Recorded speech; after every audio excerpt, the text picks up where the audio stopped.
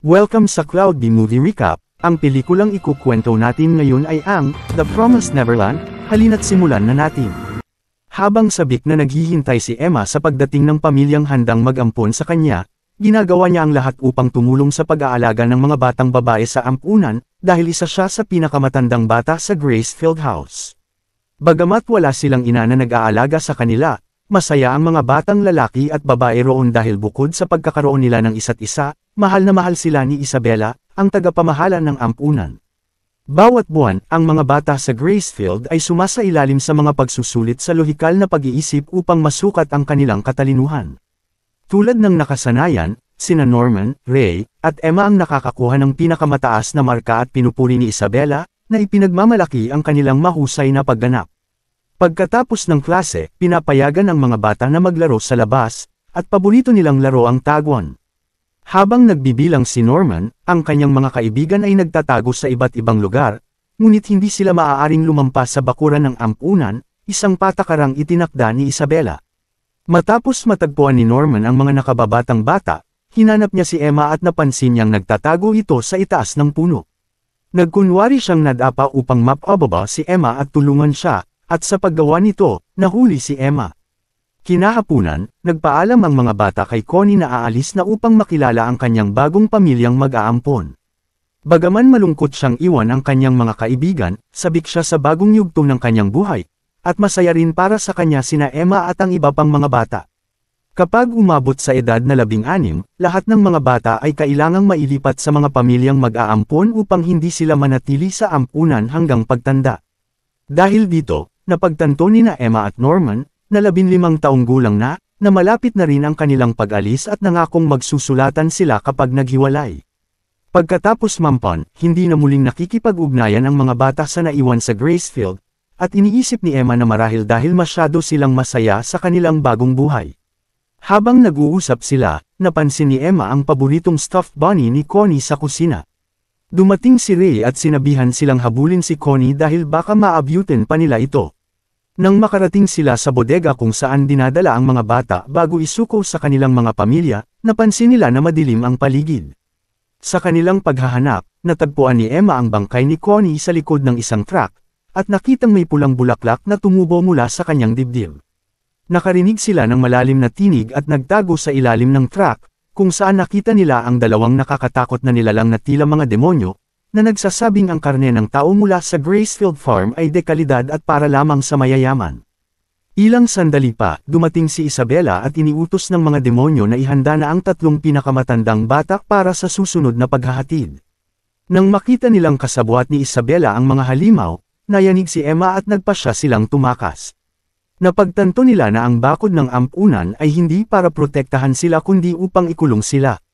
Nagplano silang akyatin ng pader upang makita ang nasa labas. Habang nagsasagawa ng plano, nadiskubre nilang lahat ng bata ay may tracker sa tainga na nagagamit ni Isabella upang madaling matagpuan sila. Dahil dito, humingi si Emma ng tulong kay Norman at kalaunan kay Ray upang magplano ng pagtakas.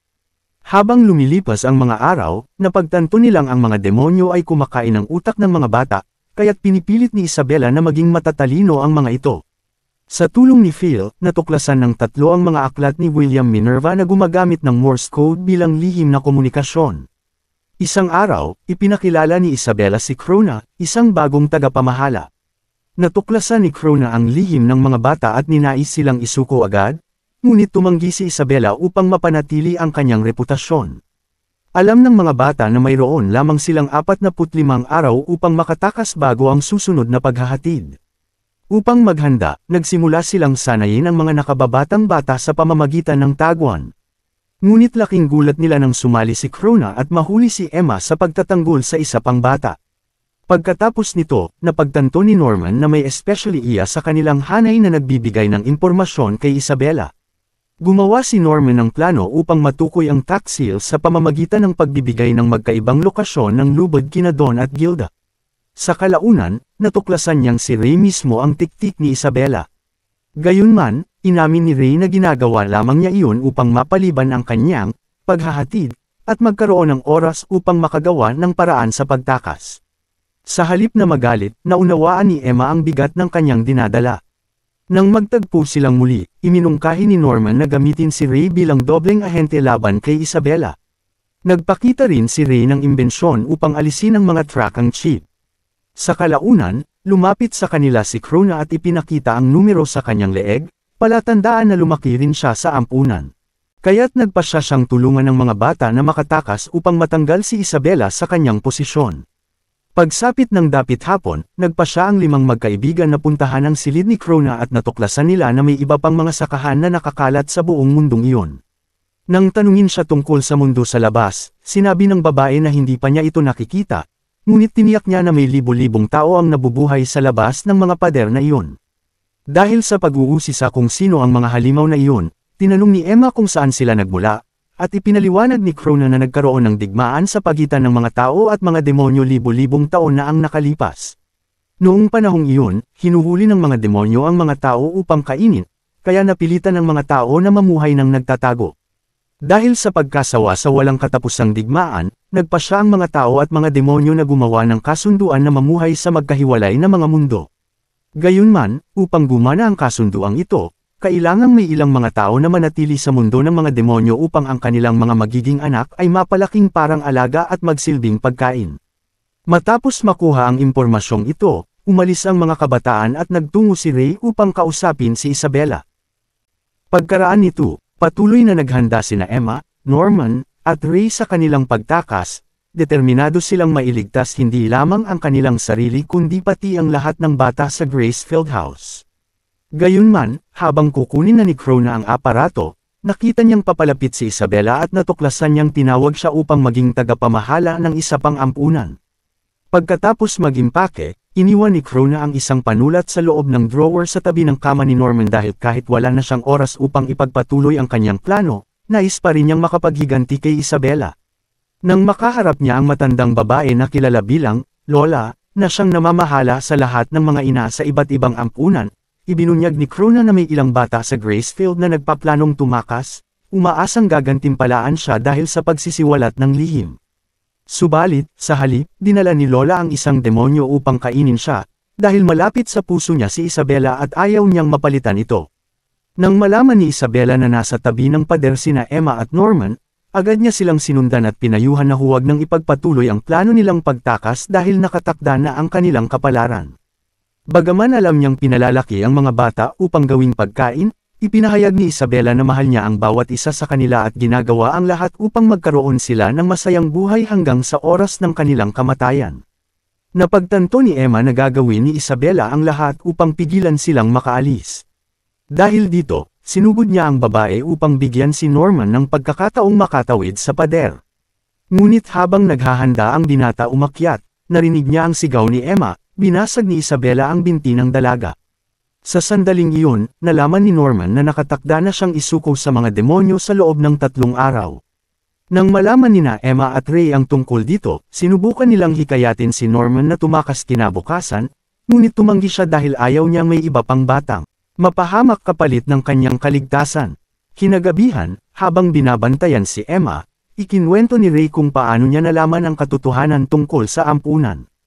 Hindi tulad ng karaniwang tao na nakakalimot sa mga alaala bago mag-4 na taong gulang, naaalala ni Ray ang lahat ng nangyari habang nasa sinapupunan pa ng kanyang ina.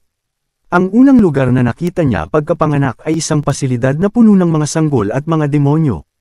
Pagkaraan noon, dinala siya sa ampunan kung saan niya ginugol ang halos buong buhay niya. Ngayon na handa na ang kanyang imbensyon, ibinigay ito ni Ray kay Norman at pinakiusapan siyang i-activate ito kapag inilapit sa kanyang tainga.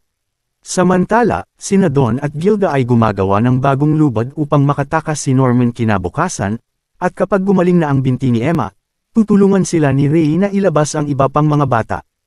Pagbalik sa kanyang silid, nakita ni Norman ang panulat na iniwan ni Krona sa drawer. Kinaumagahan, naghanda siya para sa pagtakas at tinulungan ni Don at Gilda na mag-ipon ng supply para sa ilang araw sa kagubatan. Gamit ang lubad na gawa sa mga kumot, nakarating siya sa tuktok ng pader ngunit napagpasyahang bumalik matapos makita ang bangin sa kabilang panig. Nang tanungin ang kanyang mga kaibigan, ipinaliwanag ni Norman na may bangin sa likod ng pader at ang tanging daan palabas ay isang tulay patungo sa punong tanggapan na nabanggit ni Ray.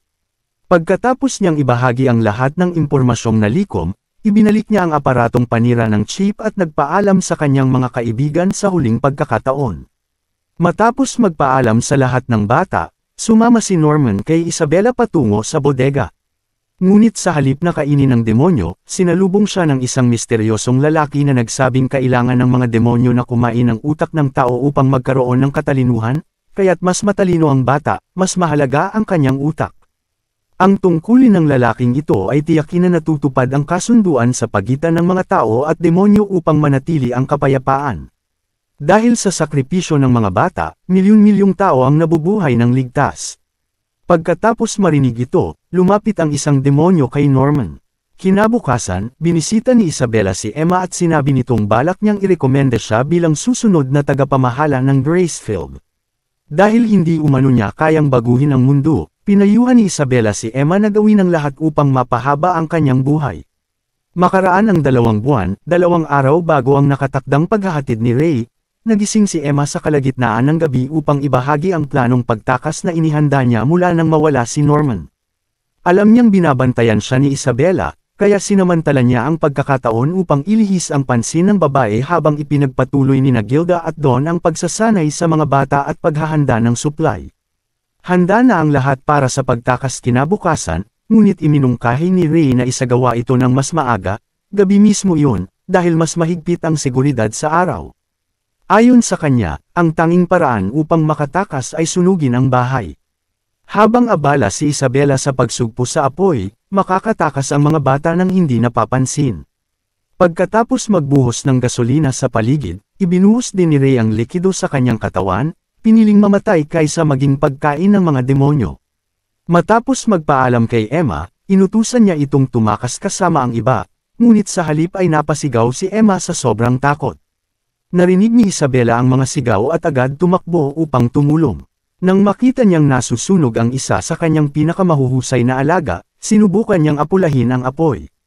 Habang abala siya, nakatakas ang ibang mga bata at tumakbo patungo sa kagubatan. Maya-maya, sinundan ni Emma ang mga bata at pinuri si Ray sa kanyang plano. Sa gabing iyon, handa na sana siyang magpatiwakal, ngunit gumawa si Emma ng pagbabago. Ginamit niya ang kutsilyo upang putulin ang tainga ni Ray.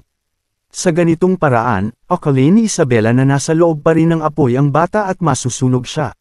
Bago umalis, iniwan ni Norman ang isang liham sa ilalim ng unan ni Emma kung saan nakasaad ang natitirang bahagi ng kanilang plano.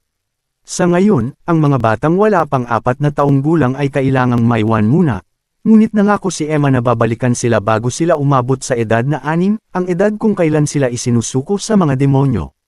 Nang mapagtanto ni Isabela na nakatakas ang matatandang bata, agad siyang humingi ng tulong sa punong tanggapan gamit ang radyo. Nag-alarma ang buong lugar at nagsimulang magkalat ang mga demonyo sa kagubatan upang hanapin ang mga tumakas. Pagdating sa tuktok ng pader, ipinakita ni Emma na may bagong ruta ng pagtakas na iginuhit ni Norman, sa halip na dumaan sa tulay, tatawiran nila ang bangin gamit ang mga kawit at lubad. Pagkatapos makatawid ng lahat, si Emma na lamang ang natitira. Sa sandaling iyon, lumitaw si Isabela at isinalaysay na minsan din siyang nagtangkang tumakas noong edad ni Emma. Noong panahong iyon, may isang lalaking nagngangalang Leslie na pinatay sa kanyang 16 na kaarawan, at dahil sa pagkawalan nito, sinubukan din niyang tumakas. Ngunit nang makita niya ang bangin, napagtanto niyang wala talagang ligtas na lugar sa mundong iyon, kaya sumuko siya at piniling maging tagapamahala na lamang. Kahit narinig ni Emma ang kwento at alam niyang mas ligtas kung susundin niya ang yapak ni Isabela, nagpas siyang ipagpatuloy pa rin niya ang pagtakas. Sa halip na pigilan siya, hindi pinutol ni Isabela ang lubad, na pagtatantong taglay ni Emma ang tapang na minsan niyang ipinagkulang. Nang makita niyang nakatawid at nagdiriwang ang mga bata sa kabila ng bangin, napaluha si Isabela at same time na hiniling sa kanila ang isang masaya at maunlad na buhay sa labas ng bukirin. Pagkalipas ng ilang minuto ng paglalakad, ipinakita ni Emma sa kanyang mga kaibigan ang panulat na iniwan ni Norman, at mula rito ay lumabas ang hologram ng isang kwago na nagturo ng direksyong dapat nilang tahakin. Nang iulat ni Isabela sa punong tanggapan ang pagtakas ng karamihan sa mga bata, siya ay pinanagot sa nangyari. At habang papalapit ang isang demonyo sa kanya, ngumiti siya at buong puso niyang niyakap ang kanyang kapalaran. Dito na nagtatapos ang pelikula. Salamat sa panunood hanggang sa susunod na video.